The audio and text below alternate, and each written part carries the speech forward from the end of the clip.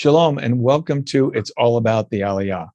I've got a very important program for you today. We're going to be focusing on Poland. Poland finds itself in the news once again due to the war in Ukraine. There's a number of refugees that are streaming across the border, and we want to talk about that and the Aliyah in general. To talk about that today, I have with me a former Ezra International representative. She's now expanded her work in Poland, coordinating the efforts there with the refugees. Her name is Ania Sinton. Ania, welcome to the program. Welcome. Ania, Thank you very much. Oh, you're very welcome. It's so good to see you again. I had the opportunity to come to Poland a few years ago, and you were my host there, and I have such fond memories of that time. It's very good to see you. Good to see you too.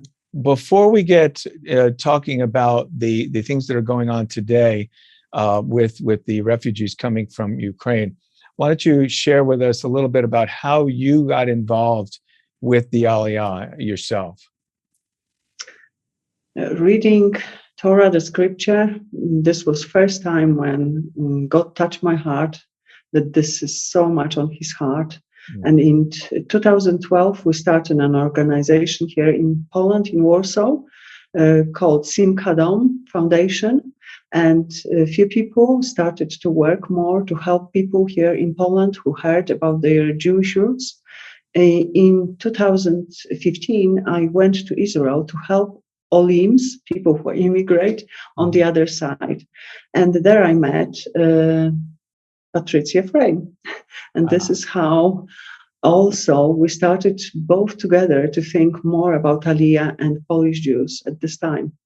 Okay, yeah, I was going to ask you how you got involved. Patricia Frame, for our audience, you may remember she's been on this program. She is our field operations director for Ezra International and has been involved in the Aliyah since the time just right after the Soviet Union fell. Actually, she was praying for the Soviet Union to fall even before that time.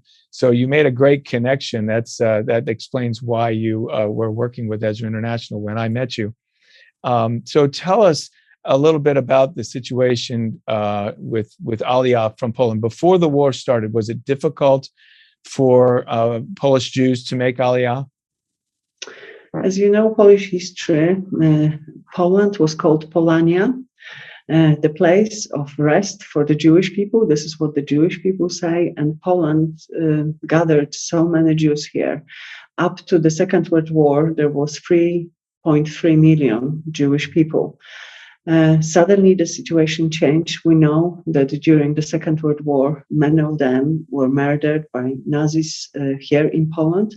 Some emigrated, escaped. The situation was even more difficult difficult also after the Second World War, because the communism came to Poland and communist government didn't like Jewish people. So there were different aliyahs in 50s and 68 especially. They have been given few days to just leave the country with few bags, or if they were going to stay, they needed to be Polish, just Polish. This is why many Polish people have hidden their Jewish identity, and nobody really talked about. But around 15 years ago, people started to be more open to say who they are, what their grandmothers told them when they were dying, or when they just wanted to inform them about the direction of their lives. And we started to meet many people who didn't know what to do about it. When they heard just from one of the family members were Jews, they were, astonished. What shall we do? What does it mean to us? So we started as a foundation as well to help people to understand what it means to be a Jew and how they can make their way home to Israel. That's incredible. You're absolutely right. The history of Poland shows that it was a refuge. It was a safe haven for many years, and that changed drastically. And then you have this amazing situation where people are having to hide their identity and an organization comes along and says, no, it's okay to be Jewish and you can go home to Israel. That must be quite a revelation. And Ezra helped a lot because we really didn't know how to help with genealogical documents. So we got the training, we got some direction. Obviously, in Poland, it is more difficult because a lot of archives were burned. Some of our countries now, Belarus, Ukraine, and Germany. So it's much more difficult to find the documents. But we started to succeed, and people persevere even for a few years if they need to. But we started to have success, and people went home. That's incredible. I think that's one of the hidden gems about the work that we do is that document research. I think our people have become very good at it, and that is a dynamic that it exists in many countries where Jewish people have hidden their identity and now have to go in search of proof. We encounter that all the time, proof of their Jewishness. We're coming up against a break. I think what we'll do is we'll pause here for a quick commercial break, and then when we come back, I'd like to talk more about this current situation. You're flooded with refugees at the moment, and we want to talk more about that. So we'll be back right after this break. Ezra International Global Network is now on Rumble, and you can even watch us on your Apple TV, Amazon Fire Stick, or your Roku device. It's simple. Here's how to do it. First, download the Rumble app on your device. Then search for Ezra International Global TV Network. You can watch our live 24/7 channel and our weekly shows anytime you like.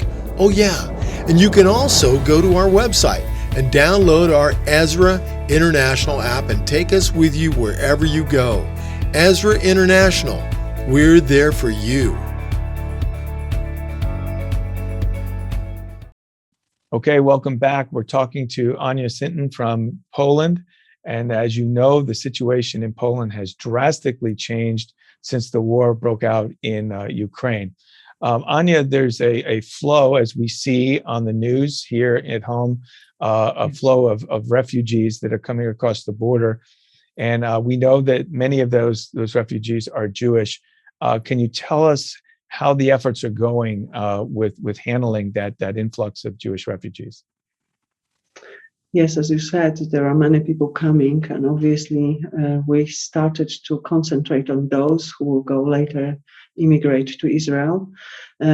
I started my work in this very new situation, getting some emails from Jewish agency as well as from Ezra asking for hotels. So we managed to find 2 places, equip them, waiting for people, but this was just the beginning.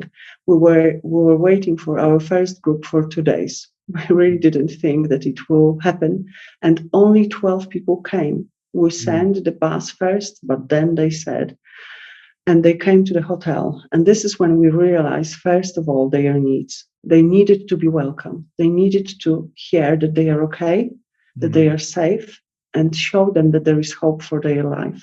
This was the main thing they were thankful for. Later on, we could see that they came in heavy boots because it was winter, with plastic bags, grabbing whatever they could and running, usually from their homes. Then we discovered that they needed suitcases for their journeys. And they needed different shoes. So we had a project called Suitcase and Slippers, and it works very well. Everybody asked for slippers and a suitcase, and they are so happy. It brings them back dignity when they receive new slippers and suitcase. I couldn't believe how much joy, and they feel that they go to the country which is modern, beautiful, that they don't need to look like beggars. Those people lost everything. They have many, many things, and they lost everything. Obviously, we try also to give them some clothing. First of all, we're giving used clothing, But secondary, we discovered that with amounts of people, because at once we had about 900 people, you can't ask individually for the needs. So we asked different organizations and bought ourselves sports shoes, T-shirts, so they look nice going to Israel. They were so happy. Wow. And we didn't know as well that many of them would come with pets. I didn't even, this is so we needed to help all of them to go to veterinary doctors. Mm-hmm. And what is funny now in Warsaw, you can't find a point where you can get a European passport for the for your pet. But the doctors co-work with us and they made something different. It was amazing. But it is like their family members to bring. So we couldn't say, no, you can't. We needed to buy cages for the airplanes as well. So this was another task. Obviously, things like toothpaste, toothbrushes, soap, deodorants, creams, hand creams.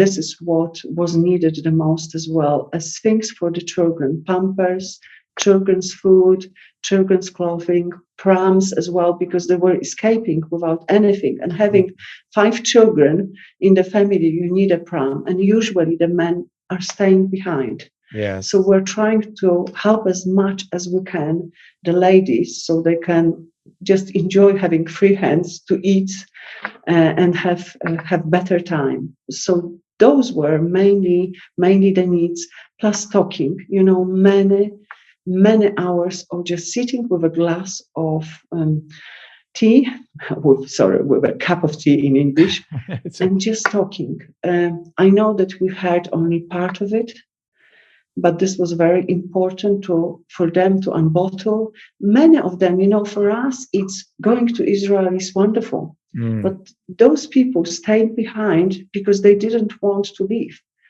And they need to make a decision, do they want or not? And some of them wanted to stay in Europe. So we talked that Europe is very unstable and their home is there. And I remember especially 2 ladies, they were crying nearly 3 days. And they knew that if they are saying to consul they are going, they need to go.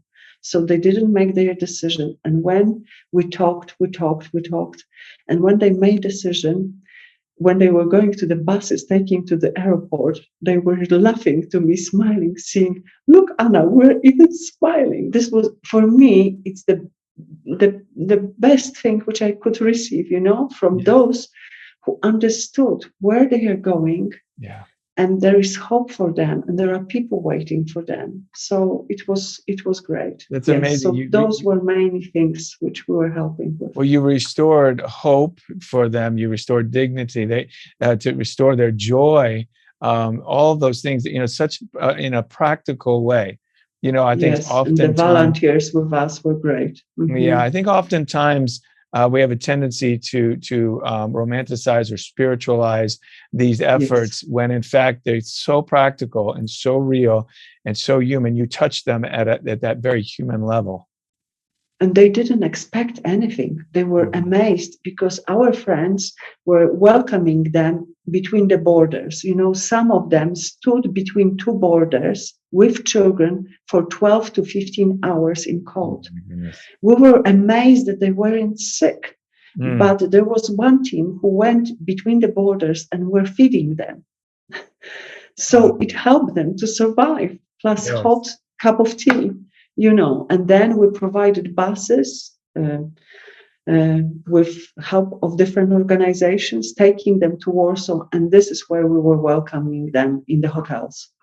That's amazing. Yeah, I've heard in just in our briefings, in our time of prayer, that the coordination efforts that are going on there are quite amazing.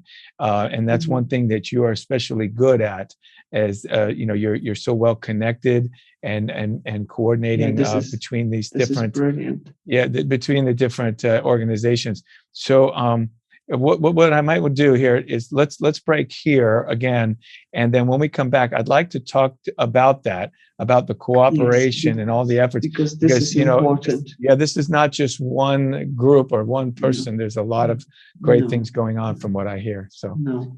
Okay, Thank you. All right, we'll take this break and we'll be right back. Okay.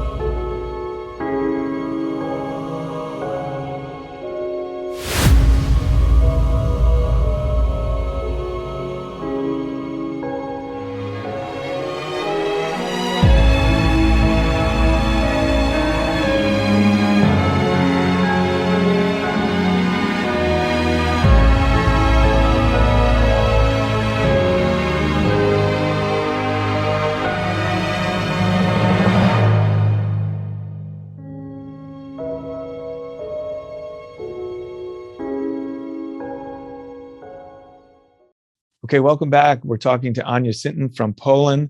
And Ania, before the break, we alluded to the coordination of efforts that different groups and individuals who are helping with the refugees.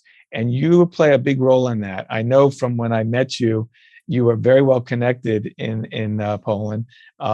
You seem to have a God gift to bring people together to do the right thing.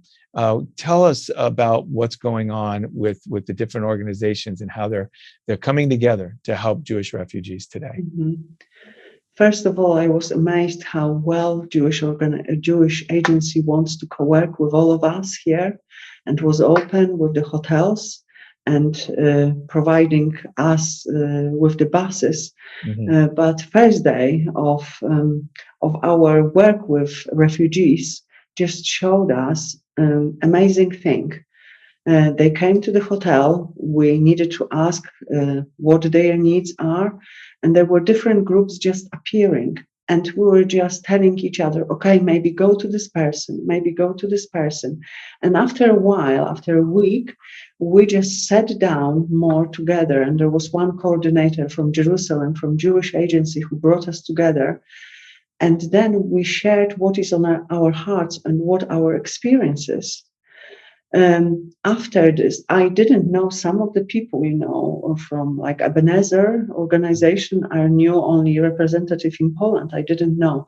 There were other Jewish community center, other organizations from Poland, like Ania, different. And we were so in tune, saying, okay, this is what I want to take responsibility for, and this is the other. Like Ezra pays for the buses coming from the border, yes? But yeah. Ebenezer put their little hotel in the middle of the border line, and they collected the people. So the people can stay there instead of standing at the border and being called. They feed them, and then they inform us that they need a bus, which is just wonderful. Yes. Recently we had such big needs. So I started to ask all the organization for toothpaste, suitcases, 500 suitcases, things like this. We can't manage. We couldn't even buy in the shops. And they were great. Every organization took their place in whatever they could do. It's really amazing for me how it works. It's very special. And these are both Christian and Jewish organizations coming together. Yes. Yes. There is one rabbi who visits every hotel. Mm-hmm. And for especially one hotel, there is kosher food. He takes care for kosher food. But he and his wife are talking with the people there and talking with us. We share what needs are. They needed to distribute some toothpaste, so we gave them. And, Sofnut nonstop calls us, whatever needs are in particular place. Now they have got volunteers from Israel, which is wonderful.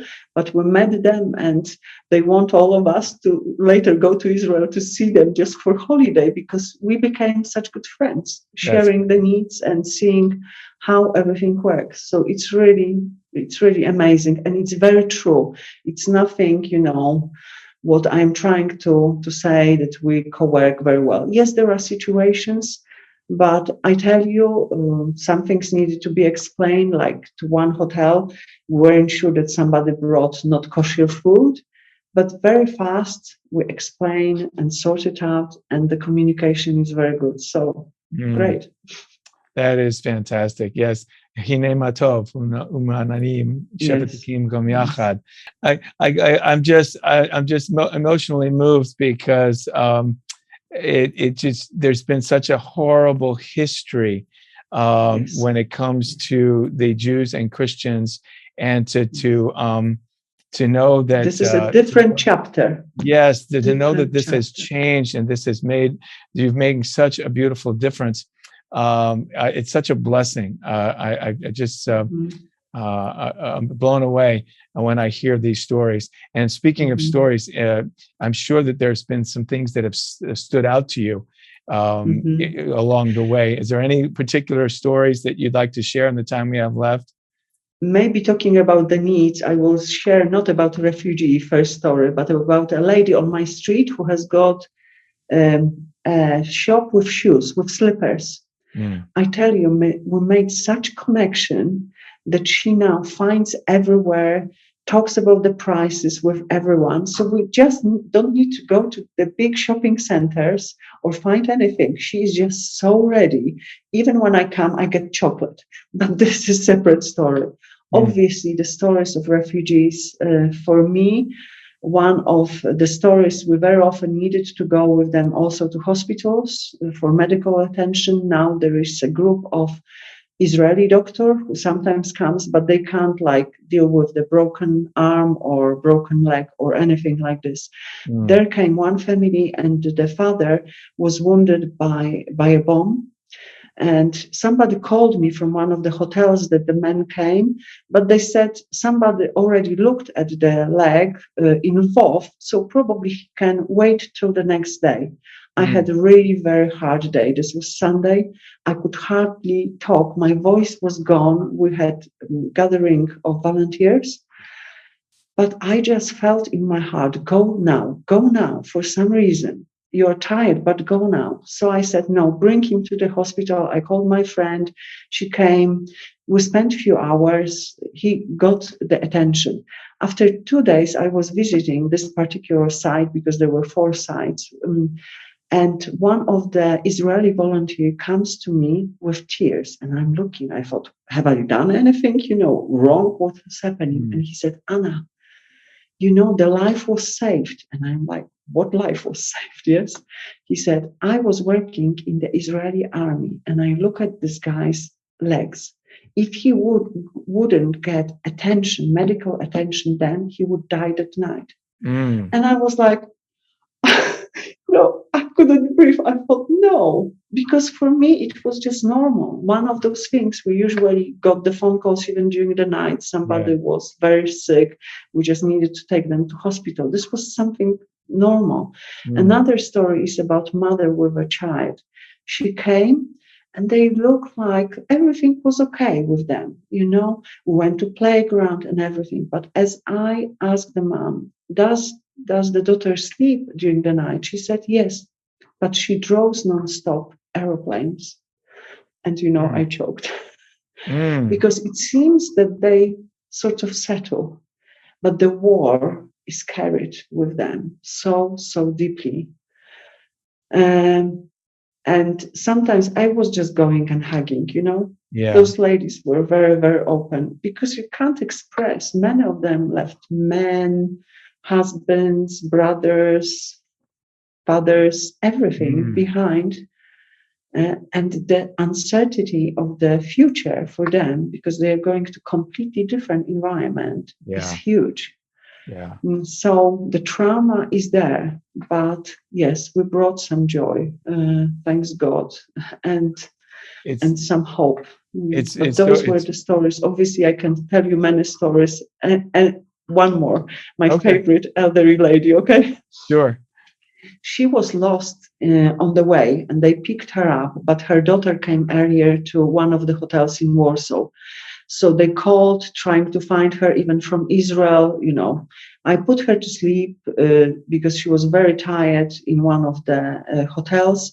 And in the morning, I took her to see her daughter.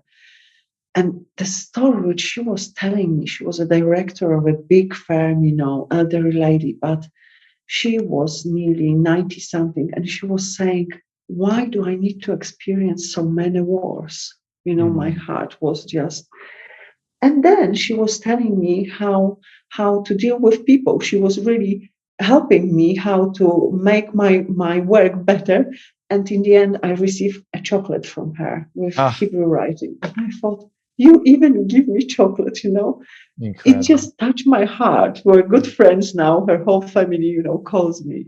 Those are stories. Those are people, just people. Real people, real stories. Yes. Yeah. See, I think again that is lost often in even as we read the scriptures and read the prophecies. What we fail to remember is this is about real people, and what the connection that you made is so beautiful. Romans 15:8 talks about Yeshua, Jesus, becoming a servant to the circumcision, to the Jewish people, to remind them of the promises made to the fathers. And I believe that's exactly what you're personifying here, exemplifying, emulating. Many volunteers with us, many. Yes, because I think this is our role. Now, when I said our role, I know that the Gentiles have a role to play, but isn't it true that you are Jewish also? Yes, it's true. And my heart is very much in Israel. But for me, saving one life, even to do anything for one life now here and not being there was worth it to be here. So I know my role is for some time here. Yeah. And I know that some people helping me, they have got Jewish roots as well. Yeah. And plus, what I wanted to say, we are here and we experience all this, but without help of so many people, paying for the buses, we wouldn't be able to do this. Paying for the hotels, we wouldn't be able to do this. Yes. Paying for toothpaste, for cage for the pet, yes, for the veterinary visit, yes, for the passport, everything costs finances, yes, taxes to take people to the hospital, yes. Sometimes we had a car, sometimes during the night, I don't have a car, I needed to take taxi. This is amazing for me that peacefully we could do it, because with the pressure, we gave. I am amazed how Polish people gave everything. My daughter even had 2 refugees, in her home. I have got 2 small one. There is no place to rent in Warsaw. Everything is taken. But this is, to some extent, for those immigrating, there needed to be much more, yes? Yeah. So they can fly and they could feel we're going home, yes? Yeah, Ania, but we're out of time, but that was a perfect way to bring this program to an end, is letting people know that the need is so great, and thank God for the outpouring of support, but it must continue. Yes, really. Yeah. Ania, I'm really grateful because I can work, we can pay the bills, we can just concentrate on helping instead of fundraising, which would be too much. Thank God for that. Thank God that you are there, and I thank God for the people who are supporting this ministry that allow you to do the things that you do. Ania, thank you so much. It was such a pleasure to see you again. I'm sorry that's all the time we have today, but you heard Ania. The need is great. Continue, please, to support this work, and you'll be helping Jewish people find new hope in the land of Israel. God bless you. See you next time.